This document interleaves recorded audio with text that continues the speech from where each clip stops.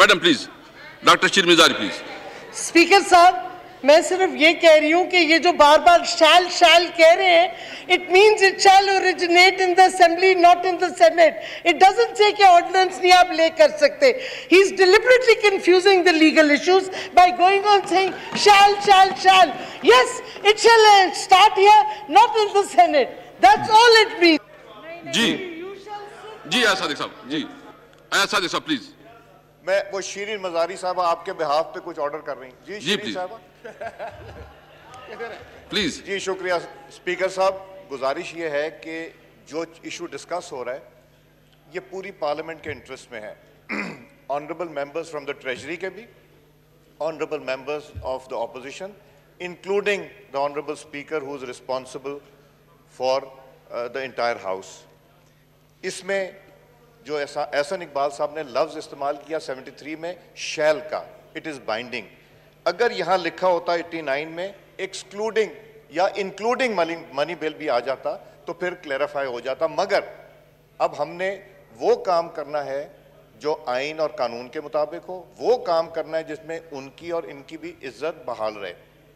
आप जजमेंट जल्दी देने के बजाय, रूलिंग देने के बजाय, मेरी रिक्वेस्ट होगी इसको वक्त लें, थोड़ा इसको कंसिडर करें। हम लोग सारे मिल के बैठ जाएं, इधर से जो लोग लॉ को जानते हैं लीगली, जो उधर से जानते हैं वो बैठ जाएं। हम वो काम करें जिसमें पार्लियामेंट की जीत हो, फतह हो और कॉन्स्टिट्यूशन की हो। तो आप जल्दी जजमेंट ना दीजिए, आप रूलिंग जो दे दी उसको रोक दीजिए। Take a day, decide in the coming few days, ताकि इसके ऊपर वंस एंड फॉर ऑल ये चैप्टर क्लोज हो जाए। शुक्रिया। बाबरवाल साहब प्लीज।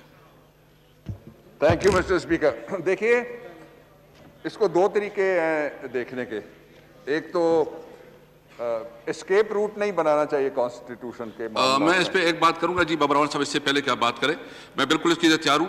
मैं एक मीटिंग बुला लूंगा जिसमें आप, लॉ मिनिस्टर, अटॉर्नी जनरल और अपोजिशन से जो ये मुनासिब समझते हैं लीगल उसके, वो हम बैठेंगे, इसके ऊपर जोड़ा हम लीगल डिस्कशन करेंगे सिर्फ कि लीगल इसके क्या। जी प्लीज, जी प्लीज। आई टोटली एग्री जी। मैं जनाब स्पीकर, जो मैं बात कहने लगा था इसलिए कि दो मुतालबे आए फाजिल मेंबर ने, जिन्होंने वो जो प्रोपोनेंट है इस प्रपोजिशन के, उन्होंने ये कहा कि आप रूलिंग दें, और राजा साहब ने कहा कि आप रूलिंग ना दें। अयाज सादिक साहब कहते हैं कि इसको और कंसिडर किया जाए। That is what is the essence of the matter, कि इसको आप कंसिडर करके सबको मौका दें, जो जो बातें करना चाहते हैं वो जरूर करें। दो बातें जहां रेफर किया गया बार बार, मैं आपको डिस्टिंक्शन एक छोटी सी दिखाना चाहता हूं, बाहर नहीं बिल्कुल भी जाता। आप जरा 73 पे आप तीसरी चौथी बार फिर आ जाइए। 73 आर्टिकल 73(1) लफ्ज क्या है जिसकी वजाहत हो रही है? लफ्ज क्या है जिसकी वजाहत हो रही है? वो आइन में क्या लिखा है? Notwithstanding anything contained in Article 70, am I with you, Mr. Speaker? Sir, just 1 minute. Notwithstanding anything contained in Article 70, a money bill shall originate. दो लफ्ज हैं। ये किधर है? 73 73(1). अच्छा। A money bill shall originate. Money bill जो भी आएगा वो ओरिजिनेट करेगा। इसका उर्दू आसान में तर्जुमा ये है, कहां पे? In the national assembly, to the exclusion of the senate and to the exclusion of the joint session. जहां एक्सक्लूजन होगी, एक्सप्रेस वो लिखा जाता है, express exclusion is of 2 forum. एक फोरम ये है, 2 फोरम्स उनमें से नेशनल असेंबली और जॉइंट सेशन भी एक फोरम है parliamentary form of the constitution में। जाएगा क्या? Money bill, not the ordinance. आपने चूंकि कहा है कि हम सुनेंगे, लेकिन रिकॉर्ड में मैं लाना चाहता हूं, not the ordinance.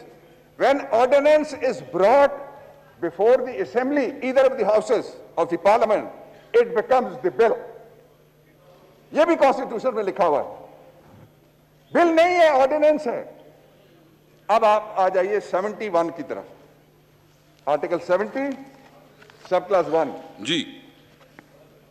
A bill with respect to any matter in the federal legislative list may originate in either houses shall, if it is passed by the house, if the bill is passed without amendment, etc., etc., etc., this refers to a bill. Ordinance, मैं फिर record पे कहना चाहता हूं कि इस ordinance को भी और बाकी ऑर्डिनेंसेस को भी आइन का तकाजा भी है, कोई किसी पे आसान नहीं है। इस हाउस में लाया जाएगा, इस पे डिबेट करेंगे और जो हाउस की कमेटी है उसमें भी ले जाया जाएगा, उसमें भी हम डिबेट करेंगे और उसके बाद वो सारे बिल पास होंगे। एक का बिल का और यहां पे जिक्र हुआ था स्टेट बैंक ऑफ पाकिस्तान के हवाले से, वो भी यहां पे आएगा। और ये खुद मुख्तारी किसी एक की जागीर नहीं है, किसी पूरे पाकिस्तान का हिस्सा है, पाकिस्तान के एक एक इंच के अंदर, इसलिए खुद मुख्तारी सारे पाकिस्तान का सबसे बड़ा एजाज है। सवाल ही पैदा नहीं होता कोई सरेंडर कर दे। अभी हाउस में आएगा, उस पर बहस होगी। इसलिए अंदाजे लगा के ये कहना कि जनाब ये हाउस से भाग जाएगा बिल कोई हाउस से नहीं भागेगा। और जो हाउस में अक्सरियत का फैसला होगा वोटिंग के जरिए से और कमेटी में हम पूरी कोशिश करेंगे। मैं आपको एडवाइस करूंगा कि आप जो है ना अपोजिशन को भी इसमें इन्वॉल्व करें ताकि उनकी आरा भी ले ले। दो नुक्ते मैं कहना चाहता हूं जी प्लीज। एक तो let me make this statement on record कि हम कोई पिछला दरवाजा तलाश नहीं कर सकते, इसलिए कि आइन में लिखा कोई भी नहीं कर सकता। और जो भी बिल होंगे उसके ऊपर ऑपोजिशन के साथ हम तीन, मैं ब्रॉडली जनाब स्पीकर आपने तवज्जो दिलाई मेरी, मैं तीन कह देता हूं।